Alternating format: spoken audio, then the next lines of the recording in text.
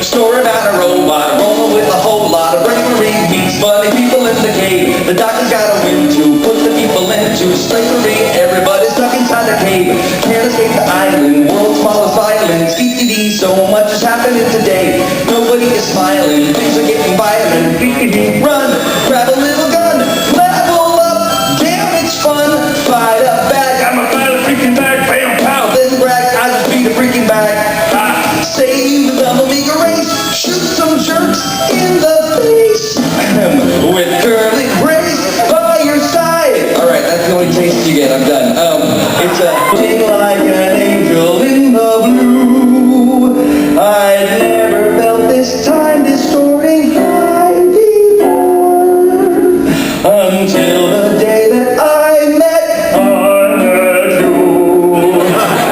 And the one, and the two, and the 1, 2, infinite. So here's some cotton candy that I found in the trash. It was in there with some bullets and some thrown away cash. It was rotten old banana and from a dead lady's bag. As I wipe my bleeding nostrils with a ragtime rag. I want to stroll through the heavens in my blood-spattered spats. To the sound of white supremacists in white motor hats. Yes, the Irish-colored bathroom seems to shine like the sun. Ain't freedom grand? Ain't we got fun? No, the white man's burden isn't shattering my whenever you are by my side. Okay, that gets us up to the chorus. That's all I've got. So what was it like doing a review with the Nostalgia Critic?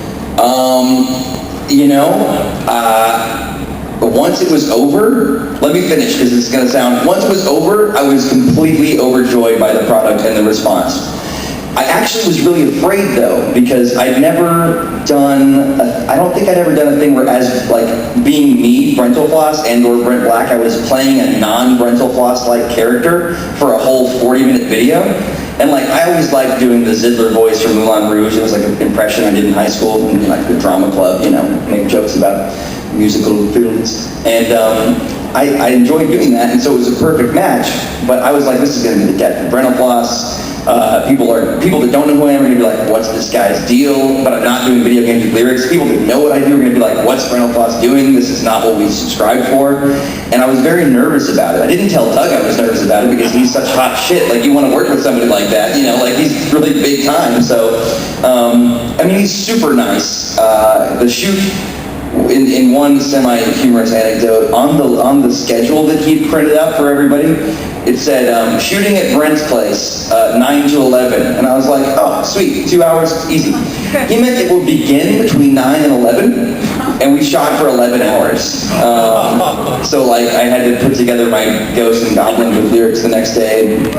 It wasn't the best thing ever, but I had to slap it together really quick because I had lost the whole day to that video. In the end, it's one of my favorite things to watch that I've ever been involved in. We had a great time. I was just, yeah, like to give you the full story, there were a lot of nerves going into the idea of branching out into a new kind of, in my mind, risky thing I'd never done. But I had no idea how ready his audience and ultimately my audience was to accept me being, you know, oh, like Zidler. Anyway, so thanks, good question. Yes, Chainsaw Hand. Either at the end of this or at your like signing at 4 o'clock, are you going to be selling like any albums that you can sign? I will. I really want to give you my money, Brent. Okay. That can be arranged. So what's going to happen is there are 2 different opportunities. If you want to hang out, shake my hand, have just me shake your hand somehow. If you want to just hold it limp, that's fine. I'll shake it for you. Sign something, take a picture, you know, high five, slapping butts, whatever. The first one is going to be immediately after this panel. I'm going to go out there and I will be selling CDs and posters. And the posters are convention exclusives, which means you can't actually get them online. If you're interested, it's, you know, posters are 5, CDs are 10. But it's not like one of those book signings where you have to buy something to get something signed. I don't care if you want me to sign a napkin, if you just want to take a picture, it's all good. And it's, yeah, somebody earlier was like, how much money to take a picture with you? And I was like, I'm not Tia Carrere, okay? Although I was totally starstruck in like the guest area, because I was like, you know, trying to get my bags and stuff, and I opened the door from outside, and the wind blew Tia Carrere's like bag of Cheetos all over the place, and I just was like, what do I do? And I think I just sat there like, And she was like, you know, oh, my Cheetos. And I think I said, sorry. And she was like, oh, you didn't make the wind happen. And I was like,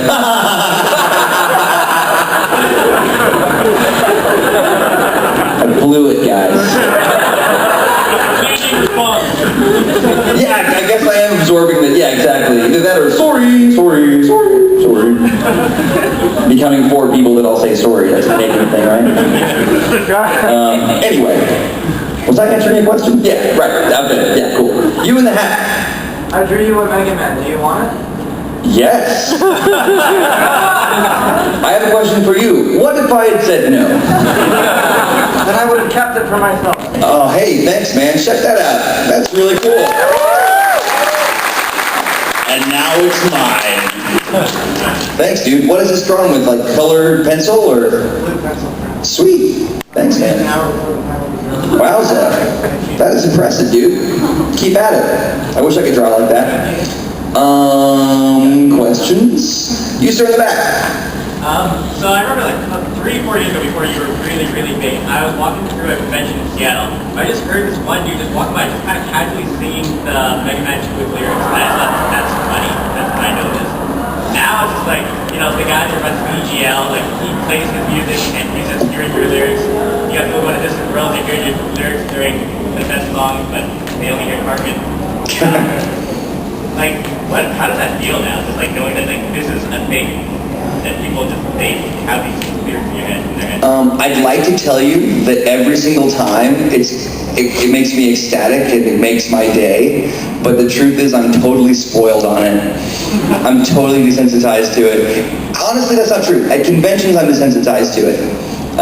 Because it's become kind of a job, which is great, but also kind of like, you know, after a while, when you're a policeman, you don't get excited hearing the siren. You're like, yeah, I'm a policeman.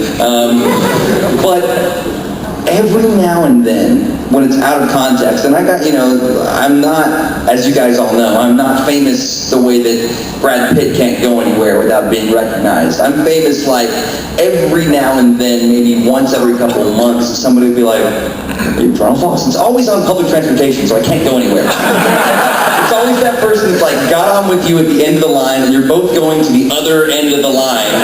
You're like, great. Now I've got to talk to you, total stranger. But yeah, like, you know, I had a friend who, she and her dad were at this clinic in Long Island, pretty far from New York. And she was telling her dad, hey, I've got this friend who like does stuff on the internet and he writes like parody lyrics to video game tunes, and he goes by Brentalfloss. And this other kid in this like doctor's office was like, you know Brentalfloss? And those are the moments where I'm like on the phone going, no way, get out. Really? Like that's when it's exciting. And I mean, it's always fulfilling. I'm not going to say like, none of you people matter. It's that when it becomes a job, it's almost kind of like when you're in training for a job and everything seems hard and every different thing you have to learn on like a point of sale system or whatever you do seems like, oh, you got to really think about it. And after a while, you're kind of doing everything else while you're, you know, like you're doing it while you're thinking about other things and thinking about the future, thinking about what you're going to do tonight. And at this point, it's kind of like, it's always great when somebody has absorbed what came out of my crazy, demented mind, and it's gone into the sponge of their mind and then come out their mouth. That's always, like, spiritually an amazing experience. But I will say I have gotten really desensitized to it, just to be honest. All right, questions? Aperture shirt. Yeah, when you first started out the With Lyrics series way back when, did you have to like promote yourself at all, or did everything just happen or like out of the blue? You weren't expecting any of this popularity to come out? I didn't really, I didn't do for Mega Man 3 With Lyrics, which was the first one. I didn't do then what I do now. That one kind of organically got blogged around, College Humor, GorillaMask.net, other websites that put it up, and I was like, wow, I can't believe. But then after a while, I started like, for the remaining ones, I started tipping off different websites, trying to like tell them, hey, I got a new video. Like there was this girl named The Game Dame who her blog was not enormous, but it was just big enough that like by her putting up all of my new videos in 2008, It was generating traffic, subscriptions, fans. But honestly, the big jump didn't happen because of my promotion. It happened because YouTube put Tetris with lyrics on the front page for like something like 36 hours. And in that time, I went from 3,000 to 12,000 subscribers in like a really, I mean, still to this day, I wish I had internet, I'd show you. YouTube shows you your analytics of like view counts from as long as you've been doing it. And I swear, like if this is the chart, like my views are down here through most of 2008, and then it's like, Tetris with lyrics, and then it never ever gets anywhere close again. Because it was like 600,000 views in a day, which, you know, Gangnam Style does that, but like, I don't do that. I mean, I'm fine not doing that, but like, it was one of those things where that was, if there was a big break, it wasn't actually me promoting and whoring around the link, it was YouTube, somebody who was okay with, you know, rated R language, which that was it's a bygone era now, but putting it on the front page for just that amount of time. But thanks for asking. You in the front, please. Why did I say please? Hurry up, let's go. Sorry. May I answer your question? Have you lost another Band-Aid in a dish? Have I lost another Band-Aid in a dish? She's referring to a video that I did that I should have edited better because it was a really rambling story where I was catering and I had cut my finger that day. This is such a gross story. The long story short, French service is where you make tongs out of a big spoon and a big fork. They're not tongs. Why aren't they tongs? You have to pretend they're tongs by doing this crazy, like, hand thing, which was not the right thing for my hand to be doing with two big freaking Band-Aids on it. So anyway, this is such a gross, man, I judge myself for this story. Now you have to tell it. Oh God, it's so grody. Even better, sing. The point is that in a dark, large catered event at the Metropolitan Museum of Art, it was dark because they had a projector screen, so they dimmed the lights. And like, we were way behind, like, they were like, go, go, go! And it was like, we were like 500 feet from anywhere where there would be a plate, but they had run out of plates. So we were in dire straits. They'd run out of plates, and the kitchen itself was really far away. Huge crowded room. I am doing this thing with a huge tray over here. It's very heavy. Everything's going wrong. Finally, I'm like, damn, I'm kind of starting to get this. And then I realize as I'm giving this guy some meat and potatoes or meat and veggies or whatever, I don't know where my Band-Aid is. And I look down to his vegetables and I'm like, oh, fuck me. And so, like, what does one do? We're out of plates. What am I going to do? I dropped a Band-Aid on your plate, so you don't get to eat. I was young. I pretended that I slipped. And so it was kind of like, oh, this is not heavy enough, but it was kind of like, oh, I'm so sorry, yoink. And I made this like burning eye contact in his face, like, oh, I'm so sorry, sir. I'm so sorry about that. So he couldn't look away from my beautiful beta blues. And I picked my fucking Band-Aid up off of his vegetables.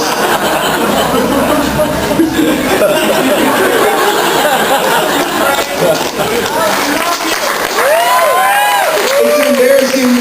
This is the difference between me and most people. Most people would never tell anybody that, but I have this messed up brain where I'm like, this is a great story to tell the world. So I went home, and as I was undoing my tie from my tuxedo, having just done this event, I was like, guess what happened, you two?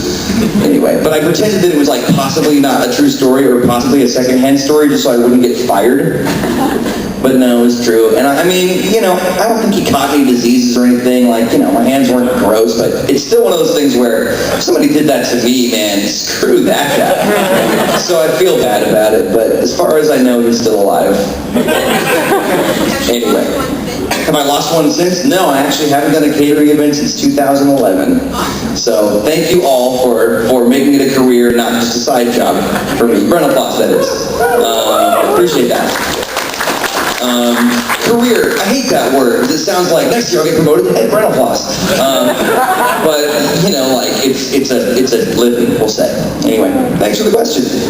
You in the yellow. If you could have your music put into any like video game franchise, it would be in the game, what would you want it to be? So you're asking if I had pre-existing music or if I got to write new music? So you're saying, what game franchise would I like to write new music for? Final Fantasy. But unfortunately, all the new Final Fantasies are so far flung from the ones I like that I'd be like, kind of like, okay, writing music for this quick time event game where you just sit back and watch it happen. But yeah, Final Fantasy, just because like, that's just, you know, it comes down to Koji Kondo or Nobuo Uematsu for me as far as best favorite video game composer. And the reason that I choose Uematsu is because of the library. Like, Koji Kondo has a couple of really, really great tunes. But like, as far as the ones that stick with you, I don't actually think Koji Kondo has as big of a library as Uematsu does. So, that's not a question you asked, that was a bonus. Thanks for trying. But yeah, Final Fantasy. In the hat game. What's your favorite Uematsu song? My favorite Uematsu song. Damn it. That's so hard. Just pick the first three that come to mind. The first three that come to mind. I actually like Final Fantasy IV more than 6. I know that's blasphemous, but it was my mother's milk. It was my first 16-bit Final Fantasy game, and then I played 6, and I was like, oh, this is cool as well. I love the Final Fantasy IV,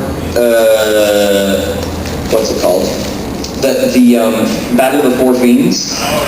You know what I'm talking about?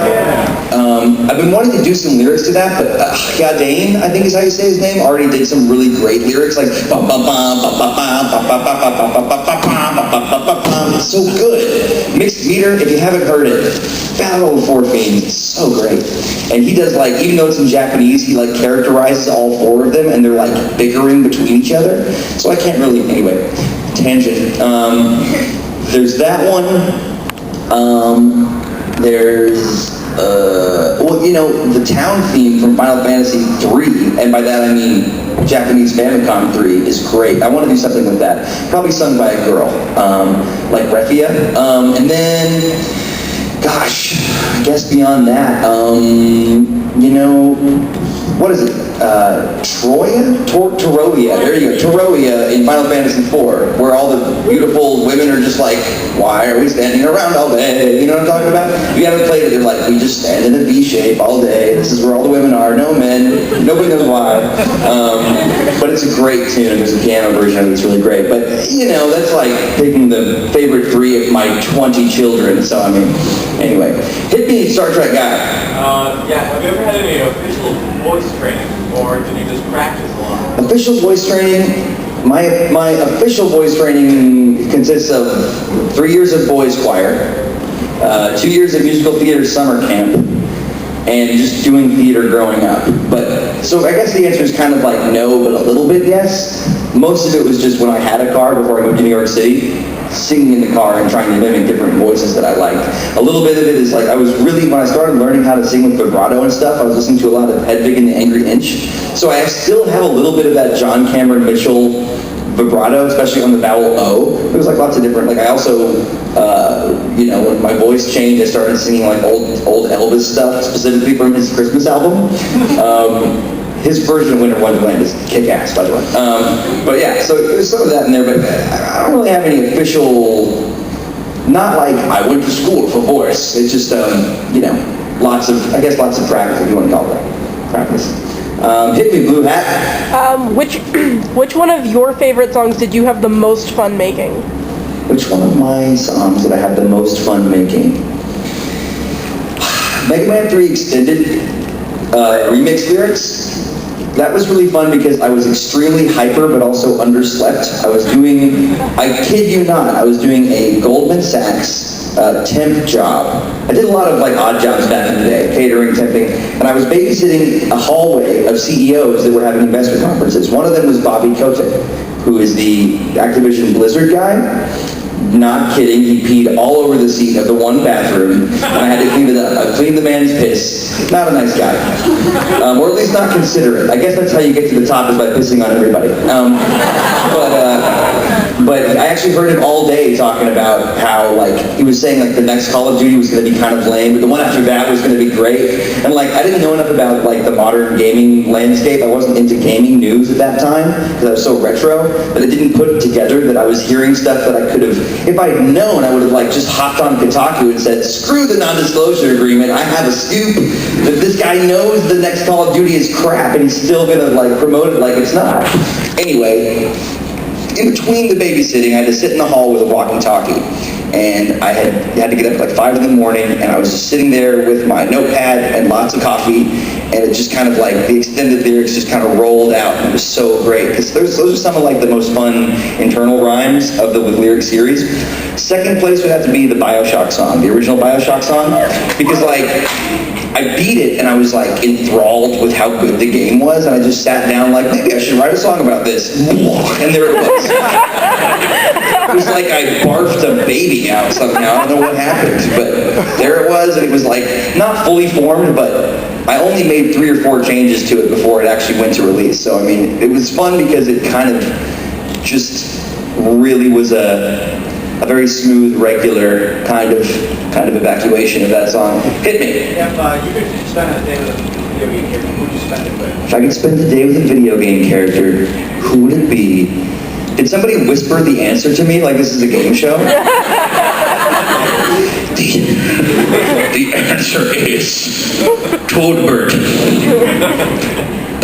Forget it. Toadbird, he's from the Mario and Luigi, forget it. He says bye boogity all the time. Actually, I would spend the day with Toadbird. Just decided. Because he always says bye boogity, and that's like the best. I love the Mario and Luigi RPGs, not because of the action, not because of the platforming, but the writing is so funny. Bye boogity. Anyway, Toadbird. Yeah, there we go. You, sir. Do you have any causes that are close to your heart? Do I have any causes? Bald awareness. I donate to Huge Penises Anonymous. In real life, my causes include a not terribly vocal pro-marijuana legislation agenda. I'm not a pothead, but I do. I'm sorry. Rainbow Bright's pissed off now. Oh, it's okay. I'm just gonna go off and smoke. She's like, that reminds me.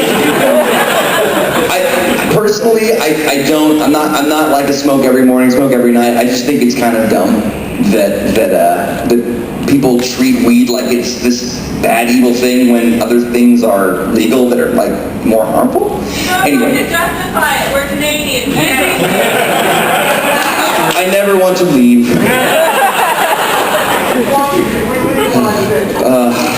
It's sad. Well, let me ask you this. I know I'm going to get back to my causes in a second, of which there are 2.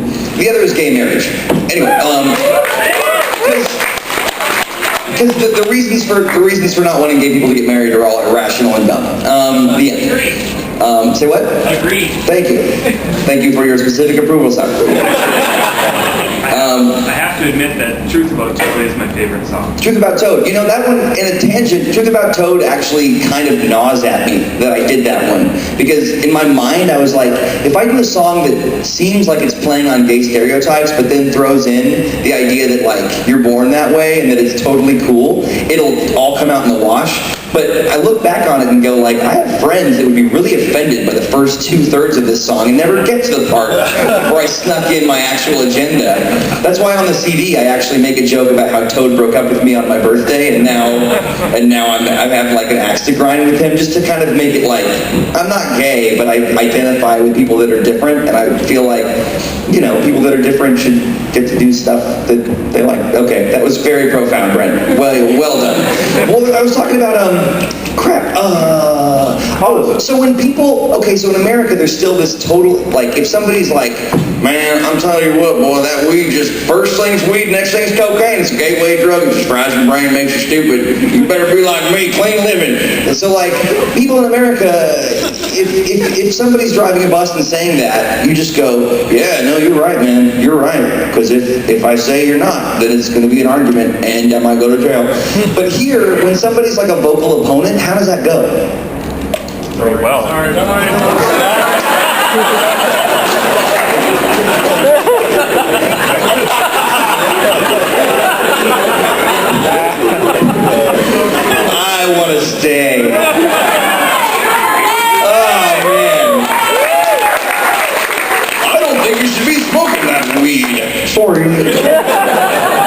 is amazing.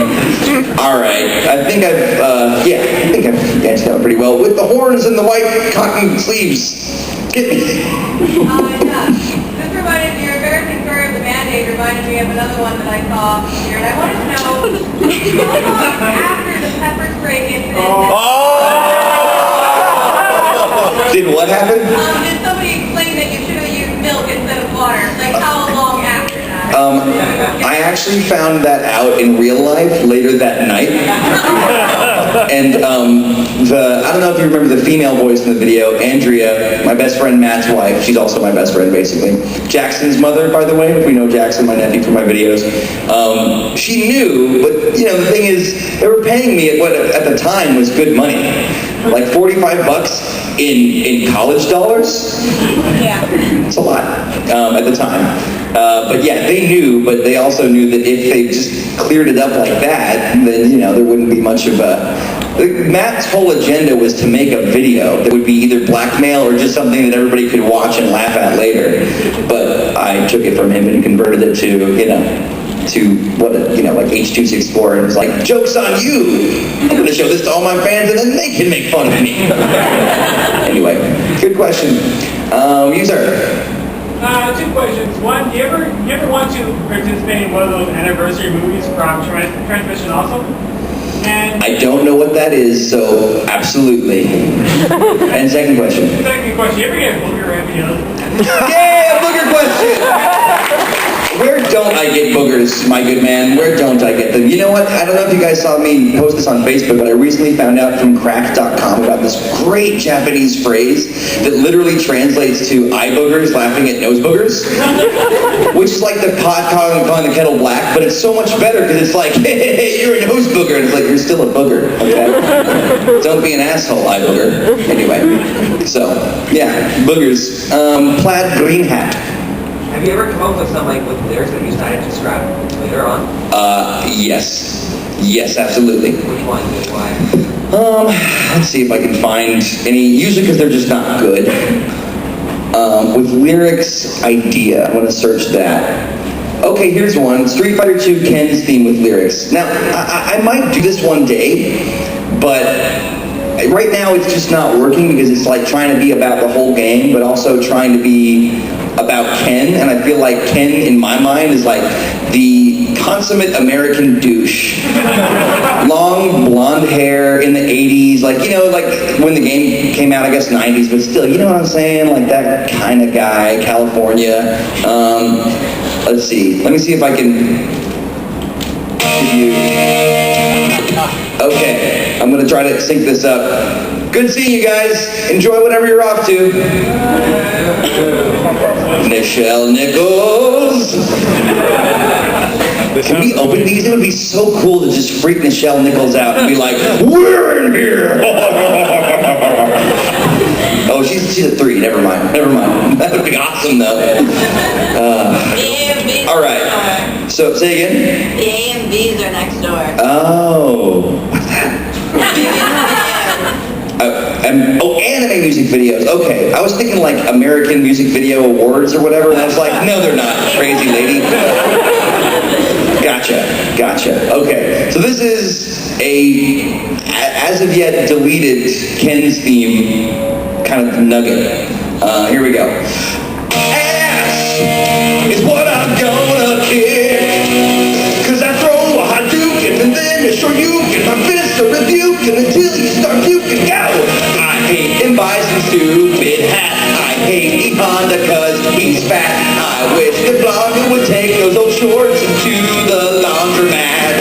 Chun-Li who flips around and flies could crack a walnut with those thighs. I wouldn't mind grabbing onto her buns. I mean the surprise. Anyway, and then there's also a line, let's go destroy a stranger's car and fight a boxer in a bar. Dawson says he'll kick my ass, that's a bit of a stretch, har. Maybe it's not so awful, actually. One of these days. Oh yeah, this is the thing that makes me go back and forth on it, because some people are so emotionally affected by it's kind of like sometimes when you're like 9 years old, you play your first fighting game, Mortal Kombat, Street Fighter, Tekken, whatever. There you go, yeah. You just latch on to somebody that's your favorite color or looks like your best friend or whatever. You just sort of like you find someone and you're like, I like this character. You don't know why, but you latch, right? And then if somebody makes fun of that character, you sort of identify somehow. So like the chorus right now, the lyrics of the chorus are, every Street Fighter needs a hot stud, wee wee. Every fighting game requires a douchebag, that's me. And I feel like if I sing that, people are going to be like, oh, Ken's the best one. They're all going to come out of the woodwork. Just be like, what'd you say about Ken? I've been under this rock for a year, but I just heard something. Consulting a Street Fighter character, just always go for Dan. Yeah. For who? Dan. Oh, that was past the Street Fighters I gave a shit about. Dan, that doesn't even sound like we have Ryu, E Honda, Balrog, Dan. It's like, That's the biggest character. well, that's why he's called Dan. It's like, M. Bison, Blanca, Steve. Like, it's just kind of anticlimactic. Anyway, we have about 11 more minutes. They might kick me out a little early. Again, I'm going to go right outside this room directly after this and sign stuff. If you want to go to the 3 o'clock panel, I'll be at the signing area next to the DeLorean at 4. Just a programming note, I will have CDs and posters until such time as they run out. Our face for that laugh. Just wanted it to sound good. Booker. Hi. I had a couple kind of yes or no questions. I really wish I'd been like, want some change? Here you go. Sorry. From the game, forget it. All right, go ahead. I need ammo. Catch! It's always so weird when she throws it from like a football field away. You're like, how did she do that? She just knows. Is she counting the shots? Yeah, she's really good at that. Yeah, anyway, you were saying. Way back when, I loved Banjo-Kazooie with lyrics. Banjo-Kazooie is like my childhood. Did you speed up the lyrics at all afterwards, or did you I totally did not sing them that fast. I actually have a. You probably have noticed that I have like a slight lisp when I say my S's. Everybody look at my tongue and feel things. But I can't. My mouth does not articulate things very fast. That's why Cave Story with lyrics was kind of like a challenge to myself. Like, can I get all these words out? But that one was not sped up. Banjo-Kazooie with lyrics, I've never recorded it at the speed that I sang it. And like in the studio, I was still like taking 3 and 4 takes for just one little phrase. So yeah, sorry to disappoint you, but we totally digitally sped that one up. That's all right. And the other question was, do you have an opinion on the music of Akira Yamaoka? I've never actually played that or seen it. Is it an anime or a video game? No, it's that's the name of the composer. He composes for the Silent Hill. That's what kind of a dick I am. I have no idea. No, wait, what does he compose for? Silent Hill.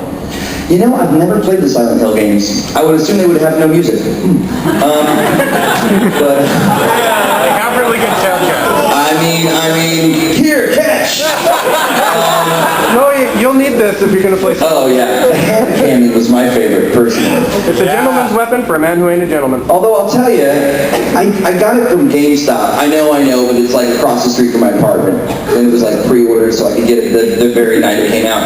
And they were like, enter this code to get a special gun. And I'm like, this sucks. I hate the whole like, if you get it on PS3, you get an extra crappy level that we didn't want to put in the actual game. If you get it on the Xbox, you get a gun we did not feel necessary to include. And it's like, I don't know. Anyway, side note. Thanks for your questions. We have 8 minutes left, and they might kick me out a few minutes early. You, sir.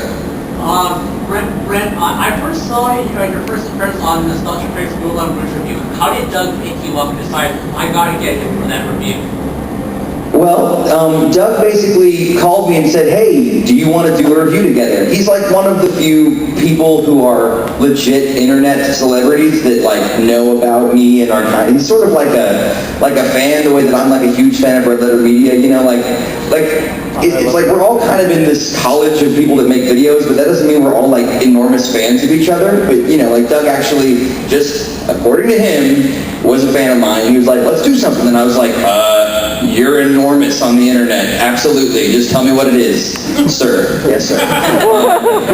But he called me and he got my number from, I think, the Nostalgia Critic, or Nostalgia Chick, who I know in New York City. and you just let's do something. And I was like, well, what do you think? And we talked about some different musicals, High School Musical, Rent, and then we were like, what about Moulin Rouge? And I was like, I love Moulin Rouge. And he was like, you're an idiot. I hate Moulin Rouge. And I was like, being so. I mean, and I know it's the dumbest movie ever, but it's one of those guilty pleasures, like we wrote about, you know. So yeah, it all kind of worked out from there. You in the red in the back. Hi. In terms of writing lyrics, do you have any tricks to finding a good chorus to repeat or finding a hook line for a song? Whew. Well, first I would say, because I can't do a whole seminar on that right now, but I actually would love to, check out Lyrics 101 if you haven't. I've got a series on my YouTube called Lyrics 101 where I talk about that kind of stuff. But finding a good hook, honestly, is like, it's a matter of finding like the most... In my opinion, it's like finding a nugget of truth in what you're trying to say that says it the way you want to say it. Crazy Duck in Space. I had the ba-bum, ba-bum-bum. I couldn't change that, so I needed something that was like, what's this song about? What's the central idea of this song? Well, he's just a freaking insane duck on the moon. Oh, Crazy Duck in Space. So like, that's one example of one silly song I did once. But you know, if you can find a good metaphor for what the song's about, or some way to explain it, some clever, if it's a funny song, way to encapsulate it, it's just a matter of like, it's one of those things where you have to ask yourself, if this is the title of my song, which the chorus hook often is, does it make anybody want to know what the song's about? If not, it better be a really good song. But yeah, I'd love to, if you're around later, we could talk a little bit more about that. Thank you. You're welcome. Fedora, hit me. Strangely, your masturbate too.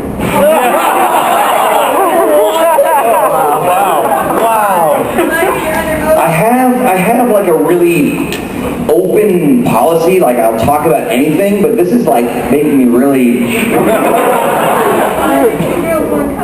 It's not Two Girls, One Cup. No. God, I don't know, man. We don't jerk shame here, we jerk appreciate.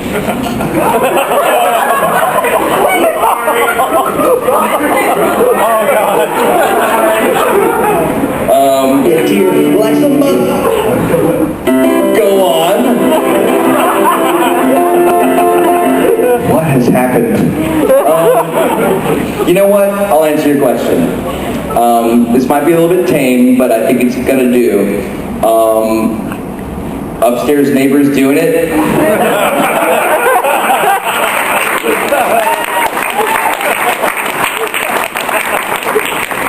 What can I say? I have no shame about it.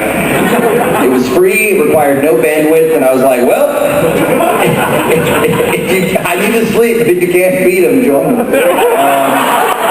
All right, I think I have time for one more before I switch into signing, shaking, slapping mode. I'm going to try to see if there's somebody I haven't answered a question from yet. We talked before, right? Yeah, before the panel. I'll be around later. I just want to. You haven't answered a question, Frank, right? Okay, hit me. Make it good. No pressure.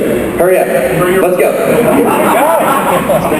For your roommate song, was that based on an actual person? The roommate song was loosely based on my roommate at the time, Travis McElroy, who is also the bassist of the character Travis in the Brentalfloss the comic, as well as a real person who has a podcast called My Brother, and Me. Remember the name of this podcast. If you remember nothing else when you leave, check out Kirby Crackle, My Brother, and Me, and also preferably Brentalfloss. But yeah, he had a roommate that Travis, when he was a freshman in college, was a dirty bird, and when you're a freshman, you know, you don't really have your stuff together yet. But he did not have his own computer. He got caught using his roommate's computer for things, and his roommate the next day moved out. And I was like, man, I wonder what that was like for the other guy. So like, I just extrapolated from that the idea of like, what if this was an everyday occurrence? He just got used to it. It became like, oh, okay, I guess I'll knock and then wait 5 minutes. That was the basis of the song. I'm guessing, looking out the door, there is a panel in here after me, right? Yeah? Okay. I think I'm seeing nods. So, I'm going to go ahead and give them some time to set up and not be a jerk. Thank you so much for being here, guys.